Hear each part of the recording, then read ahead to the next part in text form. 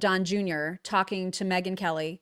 And she's asking him, she's like, there's a lot of people right now that are expecting us to sit at the table, essentially, right? And get into that kumbaya circle. Mm-mm. How do you feel about that? And man, did he hit the nail on the head.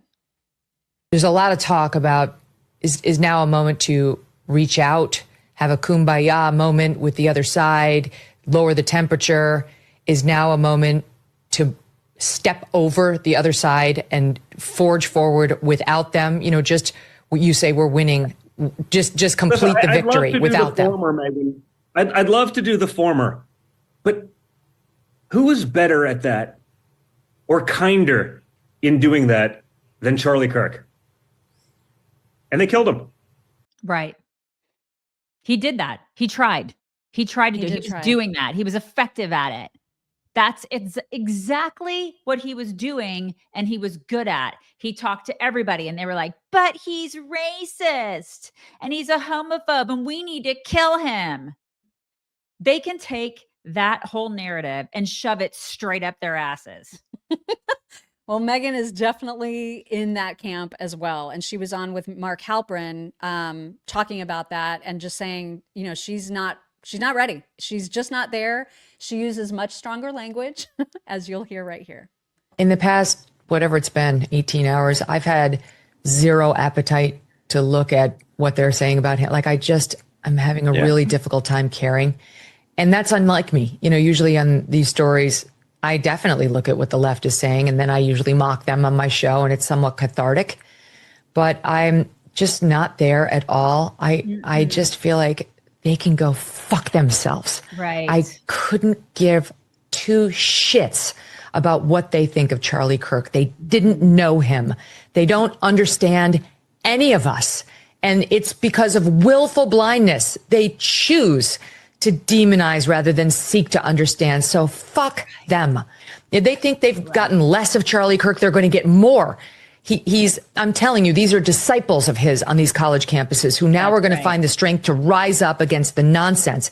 And people like me, like you, like Ben Shapiro, all of us who have been in these trenches for quite some time only feel emboldened, not cowed, emboldened to say all of the things and say them even more forcefully and to work on being even more compelling and even more energetic so we can say them in more places to more faces and persuade more millions over to our side. They've done exactly what they didn't want to do. And the one thing they haven't done is to silence Charlie's message, though they've succeeded in silencing him. Yep. They have awakened a giant. I mean, this is not our first rodeo. We've been through stuff like this before, and she's right. I mean, it's not like we've been doing this for a long time, and they're like, you cannot silence us. You can't. There are kids on campuses that love this guy, and I'm watching it with my 15-year-old. She's a sophomore in high school, and she liked that guy. And now she loved him. She has friends that loved him. They all know who he is, you guys. They all know. So I'm telling you, it's not just college. It's kids that are younger than college. It's kids that are in middle school that love Charlie Kirk.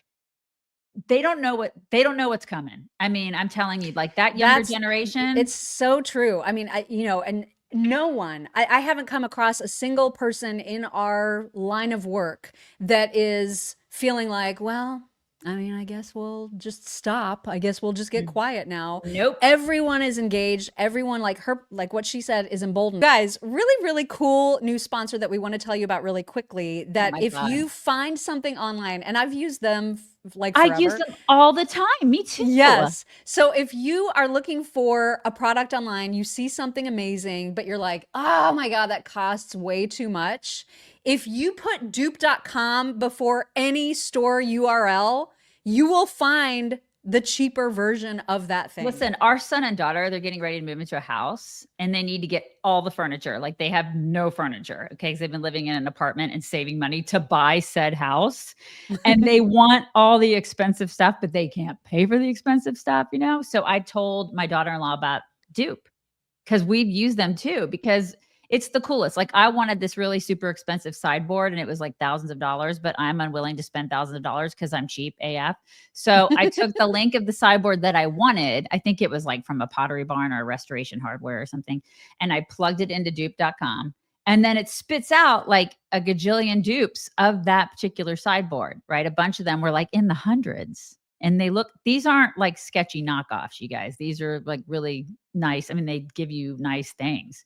So it's a lot of the stuff is mass produced by the same factories, but then like the high end places will mark it up a ton. Exactly. So this is the thing. So you can get really, really great stuff. I love without sacrificing quality. Right. I am just not a pay full price kind of gal. That's just me. I am a pay a lot cheaper gal. And then I like to buy things for my cows. That's what I do. So I love them so much. So go to Dupe. If you've never heard of this, dupe.com is so easy to use. You can just find the product you're looking for and then just type dupe.com / in front of the URL in your browser. And then it will find you less expensive alternatives. It's the greatest thing ever. You don't have to sign up. It's free. You don't have to waste Yeah, they've money got like anymore. a browser extension or an app. Either way. It's great. It's so great. So check it out if you've never checked it out. We love them. You're going to save some money. I love it. Yeah.